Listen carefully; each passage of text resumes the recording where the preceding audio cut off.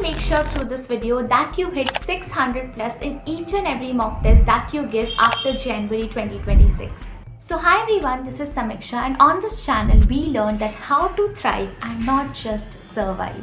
So ये video specifically droppers के लिए है जिन्हें बहुत लॉस्ट फील हो रहा है, या फिर उन सारे सेल्फ स्टडी स्टूडेंट्स के लिए है जिन्हें अभी समझ नहीं आ रहा है कि वो कैसे एक बहुत अच्छी प्रिपरेशन यहाँ से कर सकते हैं अपने नीट 2026 के एग्ज़ाम के लिए और बहुत अच्छी रैंक के साथ उसे क्वालिफाई कर सकते हैं। वीडियो के अंदर मैं आपको आज से लेकर जनवरी 2026 तक का पूरा प्लान बताने वाली हूँ कि कैसे आप अपने सिलेबस को ऐसे कंप्लीट कर सकते हैं कि आप हमेशा अच्छा स्कोर करते रहें अपने मॉक टेस्ट के अंदर और 600 प्लस स्कोर करें after every mock test that you give after January.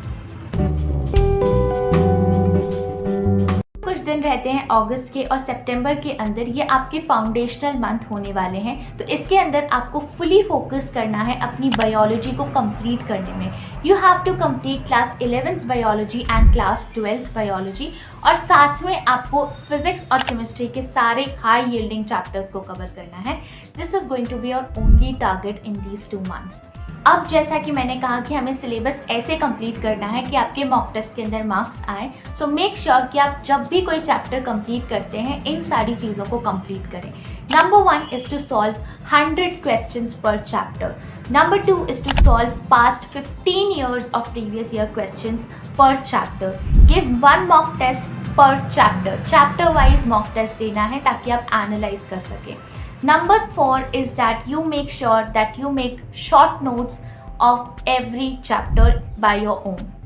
And number 5 is that you give 1 mock test per unit. As soon as आप एक यूनिट को कंप्लीट करते हैं, जैसे आपने डायवर्सिटी कंप्लीट किया, आपने फिजियोलॉजी कंप्लीट किया, प्लांट फिजियोलॉजी कंप्लीट किया, so make sure after each unit you give a mock test on.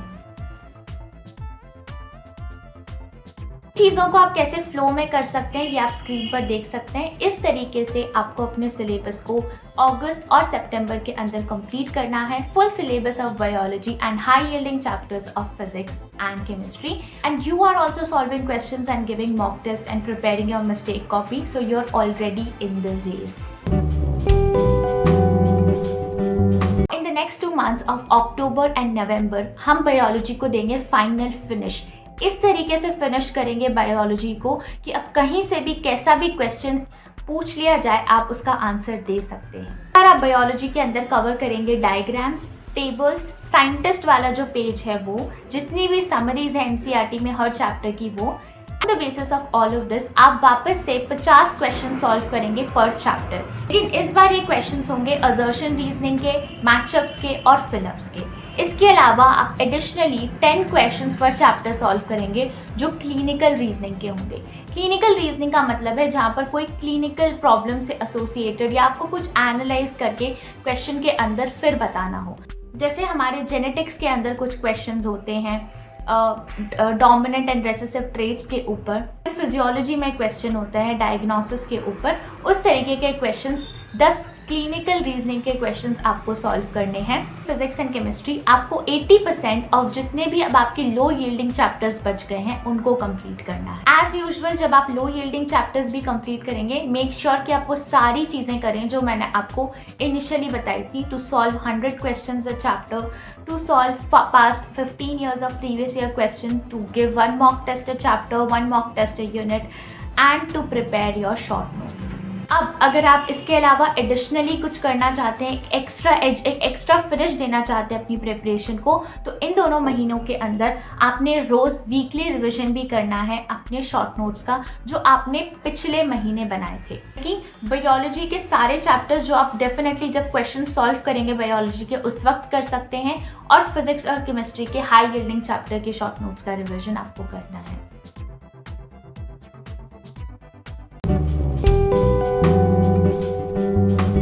Last 2 months you're only left with the 20% syllabus जो आप फिजिक्स और केमिस्ट्री का रहता है, वो भी लो यील्डिंग चैप्टर्स का, और बायोलॉजी को रिवाइज करना ये आपके लिए रहता है। तो बायोलॉजी में ऑलमोस्ट 38 चैप्टर्स हैं, तो आपने इन दोनों महीनों के अंदर एक चैलेंज लेना है that you will complete 1 chapter a day for biology. अब आप चाहें तो because you have 2 complete months, तो आप चाहें तो अल्टरनेट डेज पर रिविजन रख सकते हैं, आप अपने हिसाब से उसको शेड्यूल कर सकते हैं, लेकिन आपको एक चैप्टर को एक दिन के अंदर कंप्लीट करना है। उस दिन आप क्या क्या करेंगे उस चैप्टर के अंदर, you will read your short notes, और फिर उस शॉर्ट नोट्स के बेसिस पर आप एक टेस्ट देंगे और उस टेस्ट को एनालाइज करेंगे कि क्या आपके वीक पॉइंट्स हैं, और सिर्फ उन वीक पॉइंट्स को अब आप अपने डिटेल नोट से पढ़ेंगे। That is it, that is the flow you have to follow, and trust me, आपको 2 घंटे से ज़्यादा किसी चैप्टर में नहीं लगेगा ये करने को। टास्क फॉर दीज 2 मंथ्स इसकी आपको अब अपना बचा हुआ फिजिक्स और केमिस्ट्री का लो यील्डिंग वाला लेकिन फिर भी इंपॉर्टेंट चैप्टर्स, जहाँ से एक आधी क्वेश्चन अगर आ जाता है तो आपको वो वाले चैप्टर्स को भी अब कंप्लीट करना है, ताकि आप कंप्लीटली रेडी हो अपना बेस्ट देने के लिए एग्जाम के अंदर।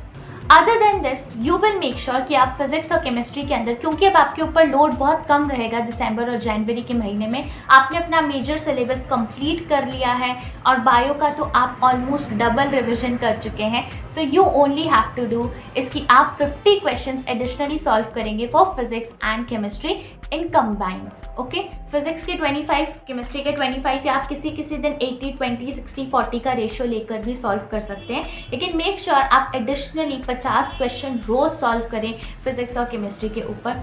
ट्रस्ट मी, आप by the end of January इतने सवाल सॉल्व कर चुके होंगे एक चैप्टर के ऊपर, एक यूनिट के ऊपर, कि अब आपको सब क्वेश्चंस बहुत फेमिलियर लगेंगे, और ये डिफ़िकल्ट होता है वाली चीज़ आपके दिमाग से एकदम निकल जाएगी। You will be able to solve each and every type of questions and with speed, क्योंकि आप रोज़ ऑलमोस्ट 100-200 क्वेश्चन सॉल्व कर रहे हैं। मैंने आपको पूरा प्लान बता दिया है, अब आपको इसे अपनी तरीके से इम्प्लीमेंट करना है। रोज़ के 200 क्वेश्चन आप ऑलमोस्ट सॉल्व करें एक दिन में, इतना रखिए ताकि आप खुद को ओवरबर्डन भी ना करें, और जो टारगेट्स हैं आप उसे अपने तरीके से जैसे आपको सूटेबल लगता है उसे डिस्ट्रीब्यूट कर सकते हैं।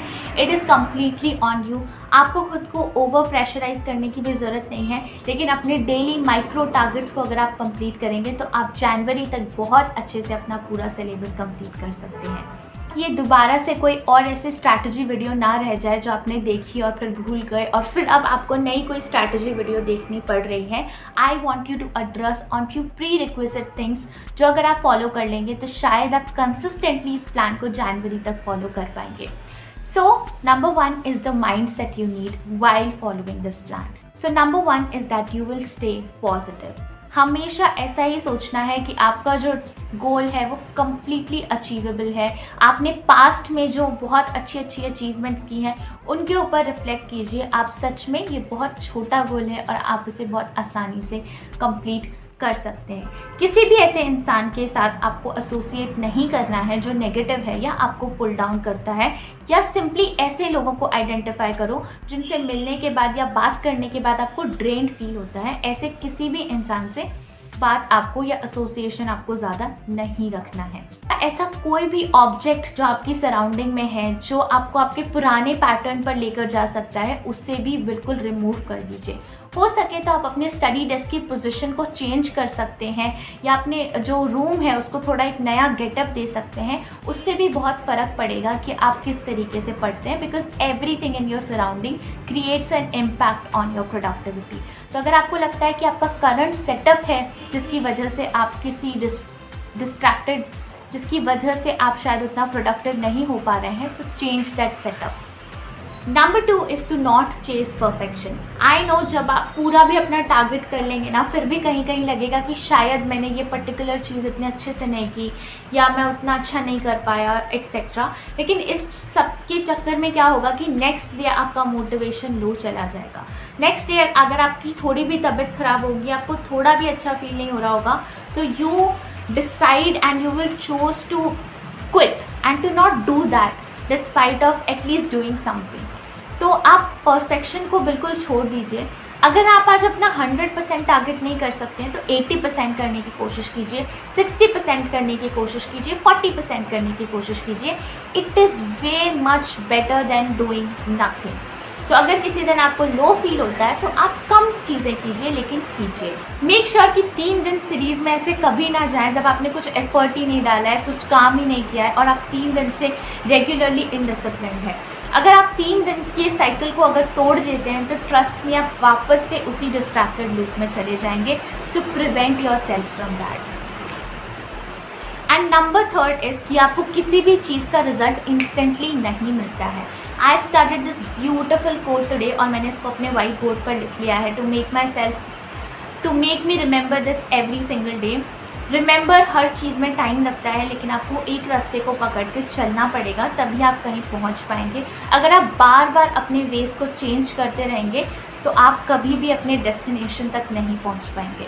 And lastly, 2 very important things is to invest time in planning. हर हफ्ते या हर महीने एटलीस्ट 1 घंटा निकालिए कि आप चीज़ों को प्लान कर सकें.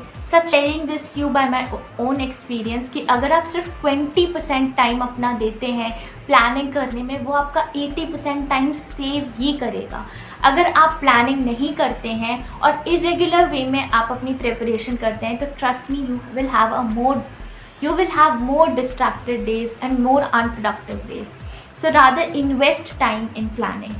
And the number 2 thing is that you should also invest in giving yourself rewards and giving yourself rest. Complete your target. अपने आप को छोटे छोटे रिवॉर्ड्स दीजिए ताकि वो आपका डोपामिन हिट बने और छोटे छोटे प्लेजर्स के लिए रोज़ कंसिस्टेंटली मेहनत कर सकें. और ख़ुद को रेस्ट कीजिए, रेजुविनेट कीजिए ताकि आप जो पढ़ रहे हैं वो आपके दिमाग में स्टोर हो सके, उसकी मेमोरी बन सके. सो कॉमेंट डाउन #no excuses अगर आप रेडी हैं अपने नाम के आगे वो 2 लेटर्स लगाने के लिए. I don't know whether you like the video or not, but I am very sure that it will help you a lot. Make sure you don't forget to hit subscribe for more such content, and I'll see you in the next one.